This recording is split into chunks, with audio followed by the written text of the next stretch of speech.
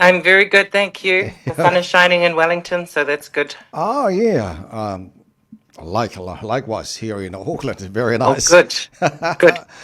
Okay, Carmel. There was an announcement. The Labour Party announcement from Chris Hipkins about capital gains tax. For our Pacific people, three visits for Mai a year, free. Is there anything else about this announcement that is good for our Pacific Island people, Carmel? Well, I think that's a huge benefit to our Pacific Yeah. community.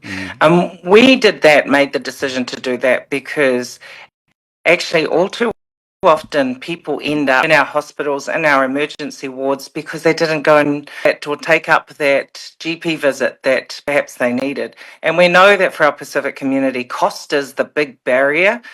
In some places, it's up to $100 to visit the GP, Tawai, and we know that that's a lot of money for many of our Pacific community. So we think it's important. The tax itself won't impact many at all of our Pacific community. Right. So the capital gains tax will only impact about 1 in 10 New Zealanders. 9 out of 10 will not be paying it. It won't apply to the family home. Right. It will be for those that have extra residential properties, so houses that aren't their family home, or for people that own commercial properties. That's really where it applies. And so it's not something that really impacts our community, but it does bring in additional revenue, about on average to start with, because it does build up, to start with about $700 million a year on average over 4 years. Right. And then that's going to enable us to pay for those 3 GP visits. So we were really clear what the tax would be, who it would apply to, and then what we would use the money for. Okay, Honourable Carmel, since the announcement, what was the feedback from those, who are most affected with this capital gains tax by the Labour Party? I mean, those with properties, investment properties, and the business people in New Zealand. What was the feedback from them? Well, first, the response overwhelmingly has been very positive from across the country. Now, that's not necessarily those that own, multiple or lots of residential properties or commercial properties. I can't say that I've heard from them directly, Tawai. Those are not the people that I talk to on a daily basis. Right. I talk to the people that are out and about at our Kelston supermarkets and at our sports games and on the streets of Avondale when I go by my taro and my palusami from the shop there. But the response has been very positive. I think people see it as a good plan from Labour. Those that know what a CGT is a capital gains tax, many of them think that it's time, because many countries, New Zealand is one of the few countries that doesn't have one, and so the response overwhelmingly has been positive. Okay, Honourable Carmel, unemployment rate 5.3, the highest in almost 10 years ago. What can you say about this, Hon Carmel Sepuloni? Yeah, so it's even worse for our Pacific community. Yeah. So 5.3 is the highest in over 9 years, as you've said, Tawai. But for our Pacific community, the unemployment rate is 12.1%, and it hasn't got any better from the last quarter when they measured it. We're feeling it. Our Pacific community is feeling the tight labour market and the fact that the economy is performing so poorly. Our Pacific community is feeling it more than anyone else in terms of not being able to get a job, so particularly our young people who are looking for employment and losing jobs and not having anywhere else to go to. We're seeing it in the numbers of people that are moving overseas.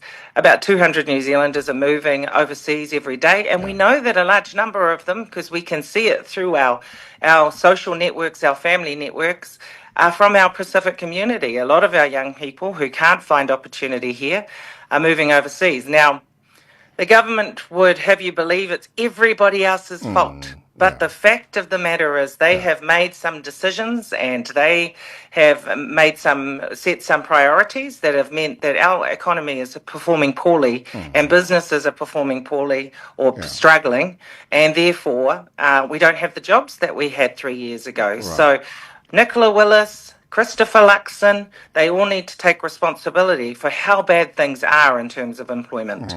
Okay, Hon Carmel Sepuloni, I was reading press release from your colleague, finance spokesperson for Labour, Bestata Malalangi Barbara Edmonds, that Labour has a plan for the economy, a better economy, and also create more jobs in New Zealand.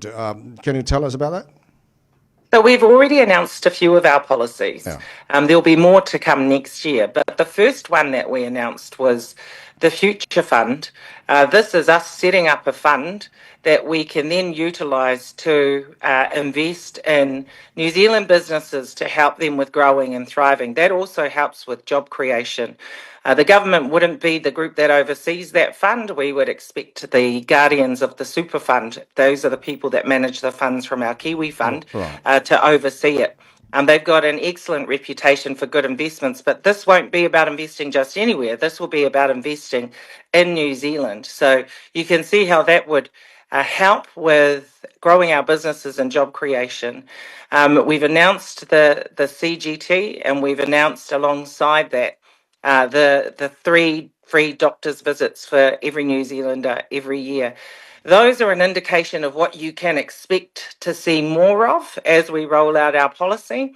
It is about making sure that this is the place that New Zealanders are able to live and thrive, and that all the opportunities are here, and that people are not forced to go overseas. Because, Tawai, I don't want my kids to move overseas for opportunities. I do not want my grandchildren growing up in Australia. I want them to stay in West Auckland down the road from me. All right, okay, excellent, Carmel. Okay, I've just found out this morning, sad to hear about the passing of Tunumafono Avafamoe. How much do you know about Tunumafono, Carmel?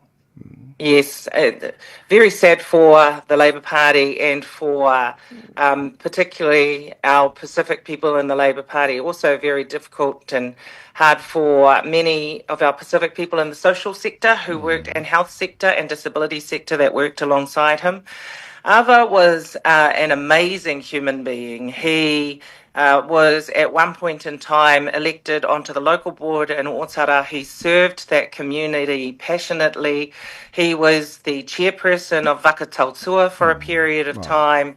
He has been an advisor in the disability space, and his accomplishments were recognised by the government with the King's Honour that he was awarded a few years back.